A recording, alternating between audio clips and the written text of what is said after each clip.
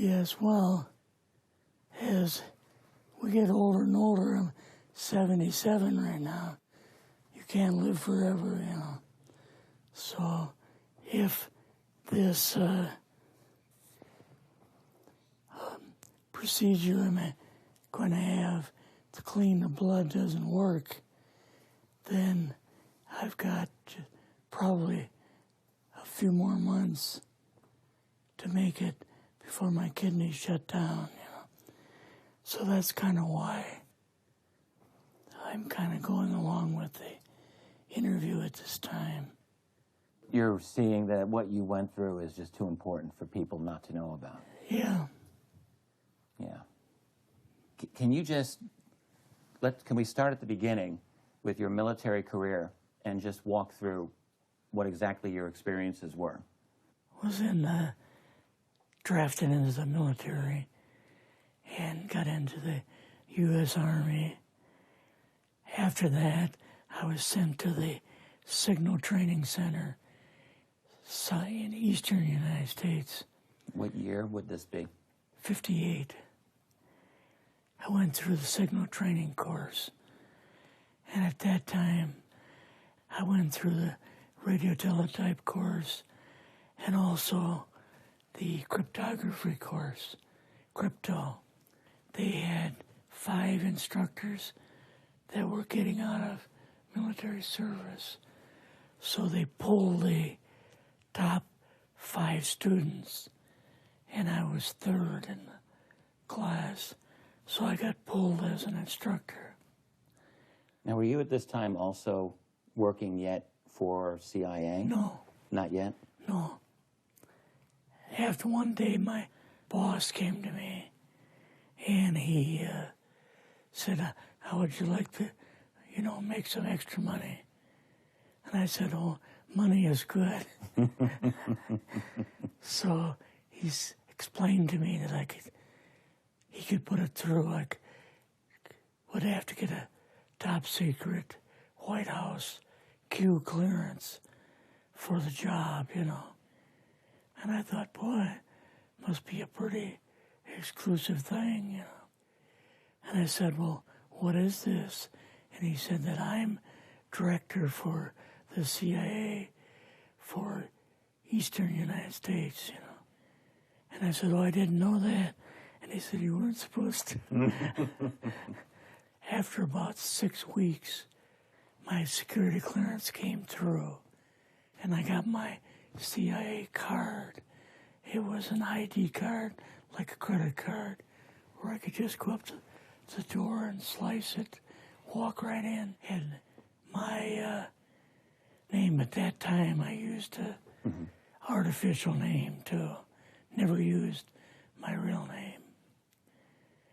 I started working with him on the project he was on, and that was Project Blue Book, which was kind of partially a fraud. You're saying some of the Blue Book cases were, Yes. were completely fictitious? Yes. But the cases that we got came from, I think it was Fort Belvoir, Maryland. Fort Belvoir? Yeah. And it didn't come from the Pentagon, or it didn't come from CIA headquarters. But we would get reports about a certain sighting that they had in Mexico or Italy or something like that. And then we had people that would follow through on it, that would go out and interview the people to see if they were nutcases or if it was real, So they'd be going overseas frequently? I wasn't, but I always stayed statewide. But the people we had working with us from the CIA would do that. We would get like a new report probably a couple times a week. I was coming into the Army fresh off the farm, so I really didn't have much knowledge of anything, but my boss filled me in on Project Blue Book and what they had found so far. as far as Greys and aliens and the Roswell incident. How did you feel when this first got dumped on you? When you first learned about this? I was just kind of overwhelmed with all of this, you know. And I said to him, I don't know if I'm going to be able to be a judge of this type of thing. What's real, what's not, when I don't have much knowledge of it, you know. So... What did he say? He said, well, we have to build the information as we go, and you'll see how this thing is working out. And then the other thing is, of course, you really weren't able to tell family or close friends, obviously. No, I couldn't tell anybody. In fact, I had to take a vow that I wouldn't tell anybody. A lot of it for 40 years, and more of it for 50 years, which is up in 2010. You're doing all this crypto work. You're looking at images, photographs, video. It's 1958, maybe the fall of 58. What happened after this? At that time, the Project Blue Book thing kind of went pot, you know. If you remember, back in those days, they kind of declared it as a nothing, you know. Mm-hmm. Right. And they were telling the world all UFOs are misidentifications, hoaxes, balloons. Psychological issues, whatever. Yes. Yeah. So my boss came to me and he says, we've both got a new assignment. And he says, oh, I said, where are we going? Oh, he says, we're going to the Capitol. We're going to be part of the Eisenhower push. He's trying to find out something about all about these aliens that MJ-12 was supposed to find out, but never sent back reports to him. The MJ-12, the UFO control group, were they calling it MJ-12 at that time? Yes. They called us in, went into the Oval Office, and President Eisenhower was there and Nixon, and they said, we called the people in from MJ-12 from Area 51 and S4, but they told us that the government had no jurisdiction over what they were doing. So being a general, past general, you didn't tell him to go to hell without any real good reason, you know. Mm-hmm. So he said, I want you and your boss to fly out there. I want you to give him a personal message. And he says, I want you to tell them, whoever is in charge, tell them that to get in, they have this week, coming week, to get into Washington and to report to me. And if they don't, I'm going to get the First Army from Colorado, and we're going to go over, we're going to take the base over. I don't care what kind of classified material you got. We're going to rip this thing apart. Eisenhower was going to invade Area 51. Yeah, with the First Army. So you go out with your superior. Yes. You fly out. You land. What happens? Can you describe this whole process, what you saw? They took us the 13 or 15 miles south to S4 and like different garage door openings. Okay. And in these garage door openings, they had like different saucer crafts. The very first one had the Roswell craft in. It was kind of crashed up, but apparently every alien that was in it died except for a couple. So you see the Roswell craft, and what are some of the others that you see? Well, the Roswell craft was really strange because it looked like real heavy aluminum foil. We could rock next to it, and you could rock it. The whole thing probably weighed 150, 300 pounds. Could they tell what the source of power was of this craft? Yeah, it was like a reverse gravitational thing of some kind. In fact, one later on, I got the mathematical code for reversing gravity in a 3x5 card. I guess there are different types of grays and so on. How did you see that evidence? Well, at the later on at S4, we viewed the autopsy film, and then the colonel said, "What we've got in here is we're interviewing a gray alien." All right, right there. How did you feel at that moment? Well, I thought, boy, we had no idea we were going to see the real thing. All we saw was film. You had to have a little bit of heart racing at that Yes. moment.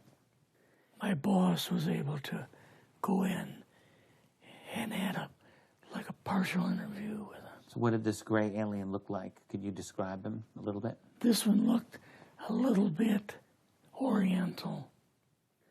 So I'm just wondering if it looked almost human, what about this didn't look human? No, it didn't look human as far as the skin tone and basically the shape of it and the size. How was its head size compared with a normal human, for example? Brain was kind of a little bit bigger. And some of the nose was very, very small. And the ears were just like holes. Mouth was very small. Now, why were they bringing you out here at all, anyway, to see an alien? What was the point? To go back and tell the president they actually had one. So he did not know at this point No, if there was an alien at S4. no. What did you do then at Area? Were you done, or did you have other things to do with Yeah, so S4? basically we were kind of done. Went back to Area 51. They took us into the main building, and there we saw a U-2, which of course we didn't know existed. And a model of the SR-71. Yeah, the Blackbird. So, but like I mentioned earlier, it was not a model of the current Blackbird, It's an earlier version. but an early version. Did you go directly to Washington after this? Yes. Or did you go somewhere else? How did they get, did you fly regular airline or? We flew back to the commuter plane back to the air base, and then took President Eisenhower's Lockheed Electra back to Washington.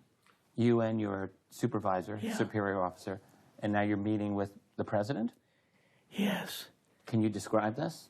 Well, we met with him in, the second story of the old OSS warehouse building.